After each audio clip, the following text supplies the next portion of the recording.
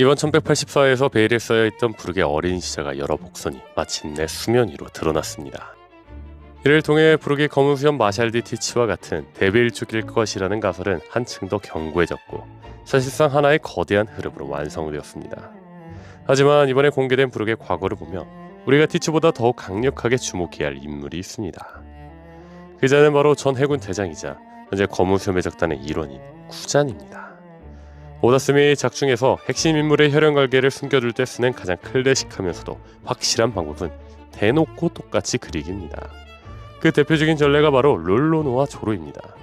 조로는 젊은 시절의 시모츠키 우시마루는 물론 스릴러바크에서 만난 좀비 시절의 류마, 그리고 2년 후 외눈박이가 된 모습까지 류마와 소름 끼치게 닮아 있었습니다. 와노쿠니의 효구로와 카와마츠가 링고의 다이뮤였던 우시마루를 떠올리며 단번에 조로에게서 묘한 기시감을 느꼈던 이유도 이때문이었습니다.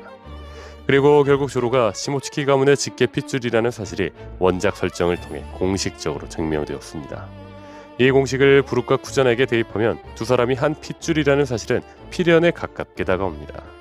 두 사람의 유전학적 공통점은 독보적입니다. 일반적인 인간의 범주를 아득히 뛰어넘는 3m에 육박하는 압도적인 장신, 기형적일 정도로 길고 가느다란 팔다리의 비율, 그리고 원피스 세계관에서 매우 희귀한 흑인풍의 앞으로 곱슬머리 스타일은 단순한 우연으로 치부하기 어렵습니다. 조로가 우시마루의 외모를 그대로 물려받았듯 쿠잔 역시 부룩의 고유한 피지컬과 외형적 특징을 고스란히 물려받았다는 흐름으로 접근하는 것이 가장 직관적이고 설득력이 있습니다. 또한 보이지 않는 혈통의 흐름은 인물의 성향이나 능력, 그리고 검술의 궤적을 통해서도 이어지기 마련입니다. 조로는 와노쿤이라는 땅과 아무런 연고도 없이 이스트블루에서 자랐지만 자신도 모르게 시모츠키 가문의 오랜 구호인 스니치를 입에 담고 있었습니다. 더불어 가문의 보검인 류마의 슈후이를 지었고 우시마루의 가문이 명명한 명검 엠마를 완벽하게 다루게 되었습니다. 피는 못 속인다는 것을 무의식적인 행동과 무기를 통해 보여준 셈입니다. 이 평행이론은 부룩과 쿠잔의 능력에서도 고스란히 발견됩니다. 쿠잔은 자연계 얼음얼음 열매의 능력자로 세상을 얼려버리고, 부룩은 초인계 부활과 열매의 능력을 각성하며 황천의 냉기를 다룹니다. 광활한 원피스 세계관 내에서 얼음과 냉기라는 고유 속성을 지닌 네임드 강제가 오직 이 둘뿐이라는 점을 시사하는 바가 큽니다. 게다가 부룩의 시그니처인 펜싱 기반의 찌르기 검술 궤적과 쿠잔이 얼음으로 칼을 만들어 휘두르는 아이스 사불의 연출이 묘하게 겹친다는 점 역시 조로가 시모츠키 가문의 검들을 운명처럼 지게 되었던 흐름과 매우 유사합니다. 물론 일각에서는 티치와 부룩은 같은 웨스트블루 출신이기에 같은 일족으로서의 떡밥이 매끄럽게 연결되지만, 쿠잔은 전혀 다른 바다인 사우스블루 출신이기 때문에 부룩과 한 핏줄로 묶이기에는 공간적인 논리가 애매하지 않냐는 의문을 제기할 수 있습니다. 하지만 이 출신지의 분리 문제 역시 조로의 케이스를 보면 방어가 가능합니다. 조로는 이스트블루의 시모츠키 마을에서 태어나 자랐지만 가문의 진짜 뿌리는 위대한 항로의 와노쿤이었습니다. 50여 년 전 와노쿤의 장인과 무사들이 배를 타고 바다를 건너와 이스트블루에 정착했기 때문에 머나먼 이스트블루에서 조로라는 후손이 태어날 수 있었던 것입니다. 부룩과 쿠잔 역시 이와 다르지 않습니다. 부룩의 고향은 웨스트블루이고 쿠잔의 고향은 사우스블루 베스파 왕국으로 정해져 있지만, 조로의 가문이 세대를 거쳐 바다를 건넜듯 쿠잔의 혈육 역시 수십 년의 세월 동안 풍파를 겪으며 사우스블루로 흘러들어갔을 가능성이 있습니다. 물론 그 반대일 수도 있겠죠. 조로를 통해 증명된 오다셈 특유의 혈통 빌드업 공식을 대입해본다면 이번 부룩의 과거 공개는 티치뿐만 아니라 해군 대장 쿠잔으로 이어지는 거대한 가문의 비극과 세계 정부의 숨겨진 역사를 관통하는 완벽한 복선이 될 수 있겠죠. 티치와 부룩이 같은 대베 일족의 핏줄이고 쿠잔이 부룩과 같은 일족이라며 쿠잔과 티치의 만남은 그야말로 일족의 거대한 운명일 겁니다. 쿠잔이 결국 세계 정부를 무너뜨리려는 티치와 손을 잡게 된 이 모든 흐름은 어쩌면 무의식 속에 잠재되어 있던 일족의 이끌림이었을지도 모릅니다. 부룩의 고향의 에스페리아 왕국이라는 이름은 그리스어로 저녁의 땅 혹은 서쪽의 땅을 의미합니다. 이는 그리스 신화 속에서 세상의 서쪽 끝, 해가 지는 곳에 존재한다고 전해지는 헤스페리데스의 정원과 그 궤를 같이 합니다. 그렇다면 여기서 주목해야 할 점은 신화 속 헤스페리데스의 정원에는 신들에게 신성한 불사를 가져다주는 황금사과가 자라고 있었다는 사실입니다. 오다스미 평소 신화적 모티브를 작품 전반에 적극적으로 투영해왔다는 점을 고려하면 이 지명 결코 우연이 아닐 겁니다. 이는 부룩이라는 인물이 가진 본질적인 서사와 맞물리며 가설의 개연성을 극대화하는 강력한 복선이 될지 모르죠. 현재 브룩은 초인기의 부활과의 열매를 통해 육체의 죽음을 극복하고 백골의 상태로 사실상 영생에 가까운 삶을 이어가고 있는 유일무이한 인물입니다. 신화 속 황금서가가 불사의 상징이었듯 브룩의 고향인 에스페리아 왕국이야말로 악마의 열매나 고대 왕국과 관련된 불사의 비밀을 간직했던 핵심 장소였을지 모릅니다. 또한 과거 에스페리아 왕국에서 호위전단 단장을 역임했던 브룩의 직책 역시 신화와 밀접하게 연결됩니다. 에스페리데스의 열정들과 100개의 머리를 가진 용 라돈이 황금서가를 약탈당하지 않도록 철저히 수호하는 임무를 띄웠듯 왕국의 최고 무력 책임자였던 브룩 역시 왕실이 감추고 있던 세계정부의 치명적인 비밀이나 가문의 거대한 자산을 목숨 바쳐 수호해야 했던 숨겨진 진실이 존재했을 것입니다. 그렇다면 여기서 우리가 놓치지 말아야 할 가장 결정적인 단서는 그 찬란했던 에스페리아 왕국이 결국 잔인하게 멸망해 역사 속으로 사라졌다는 사실입니다. 왕국은 무너졌으나 오직 브룩만이 그 오랜 세월을 넘어 지금까지 살아남았다는 점, 그리고 그가 사실상 영생의 삶을 살고 있다는 점을 연결해보면 하나의 결론에 도달하게 됩니다.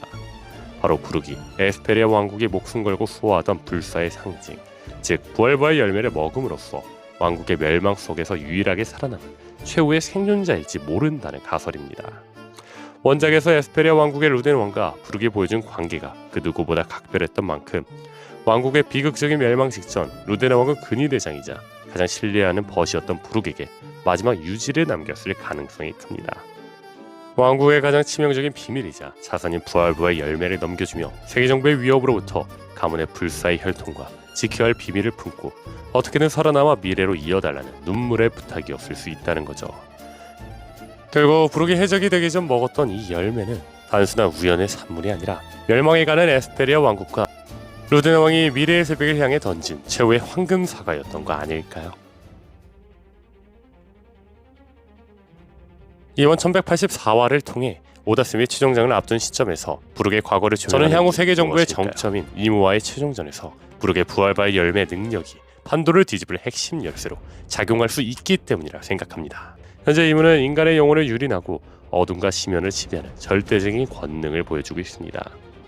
이에 맞설 브룩의 각성 능력은 크게 4가지 방향으로 전개될 수 있을 겁니다. 첫 번째, 이무의 영혼 제어 능력 무력화. 과거 토트랜드 에피소드에서 브룩은 사왕 빅맘의 소울풀 열매 능력으로 만들어진 호미즈를 상대로 천적의 위협을 보여줬습니다. 영혼의 지배자인 빅맘에게 유일하게 유효타를 입힐 수 있었던 브룩의 특이성은 그 상위 호환이자 영혼과 심연을 부리는 이무를 상대로도 동일하게 적용될 것입니다. 브룩의 영혼 에너지는 이무가 행사하는 어둠의 속박과 영혼 지배를 근본적으로 지워버리는 강력한 카운터가 될 수 있다는 거죠. 두 번째, 절대 영역 전개와 영혼의 강제 분리. 악마 열매 초인계 각성의 가장 큰 특징은 능력의 시전자 본인의 육체를 넘어 주변 환경과 공간으로 퍼져나간다는 점입니다. 브룩의 부활부의 열매 역시 각성 단계에 이르면 이 법칙을 그대로 따르게 될 것입니다. 가장 좋은 예시가 바로 트라팔가 로우의 각성 메커니즘입니다. 로가 수술수술 열매의 능력을 공간 전체를 확장해 룸이라는 절대적인 지배 영역을 만들어내듯 브룩 역시 자신의 음악과 황천에 이미 미치는 독자적인 영역을 사방으로 전개할 수 있게 됩니다. 기존에는 브룩 본인의 몸에서만 뿜어져 나오던 황천의 냉기와 소울 보이스가 공간 전체를 뒤덮는 일종의 라이브 무대가 완성되는 셈입니다. 이 지배 영역 안에서 브룩은 생사의 연계를 모호하게 만들며 적들의 영혼과 육체의 연결고리를 강제로 끊어내어 무력화하는 무시무시한 공간 제어력을 선보일지 모르죠. 뒤이어 소개할 3번과 4번 가설은 부활혈발 열매가 가진 극단적인 잠재력을 기반으로 한 상상력의 영역입니다. 자체 원작의 파워 밸런스를 흘릴 만큼 너무 사기적인 능력이 될 수도 있기 때문에 실제 본편에 등장할지는 일단 흥미로운 가능성 정도로만 가볍게 참고해 주시면 좋을 것 같습니다. 하지만 영혼과 음악이라는 브룩만의 고유한 특수성이 최종장에서 폭발한다면 이론상 불가능한 이야기만은 아닙니다. 그 다음 가능성들은 이렇습니다. 세 번째, 동료의 부활 및 서포트 권능. 황천의 냉기를 자유자재로 다루며 저승의 문을 열 수 있게 된 브룩은 아군의 영혼이 육체를 이탈해 저승으로 떠나지 못하도록 현세에 강제로 붙잡아두는 극적인 서포트를 해낼 수 있을지도 모릅니다. 전장에서 치명상을 입고 죽음의 문턱에 이른 밀짚모자 일당이나 동료들을 황천의 경계에서 건져 올리는 그야말로 부활바의 열매의 진정한 이름에 걸맞은 구원의 권능이 실현될지도 모르죠. 네 번째, 전선들의 영혼 소환. 가장 경이로운 연출로 이어질 수 있는 각성은 극장판 필름 레드와의 평행이론입니다. 극장판에서 우타의 음악이 사람들의 의식을 다른 차원으로 인도했던 것처럼 부르크의 각성은 우타처럼 자신의 음악적 재능과 각성된 향천의 힘을 결합할 것입니다. 저승에 잠들어 있는 로저, 흰수염 혹은 지백 같은 전설적인 영웅들의 의지와 영혼을 현재로 일시 소환하는 황천의 진홍곡을 만들어낼지 모릅니다. 이 전설들의 영혼이 부활하고 부르크의 지휘 아래 영혼들은 연주되는 음악을 타고 실체화되어 이무가 이끄는 어둠의 군대에 맞서 싸운다는 거죠. 결국 이번 1184화에서 마침내 베일을 벗은 부르크의 과거는 단순한 한 멤버의 추억 회상이 아닙니다. 그것은 고대 왕국 시절부터 이어져 온 세계 정부의 거대한 모순, 그리고 최종장에서 이무를 무너뜨릴 가장 치명적인 조커 카드가 어디서부터 준비되었는지를 보여주는 오다슨의 거대한 설계도인 거죠.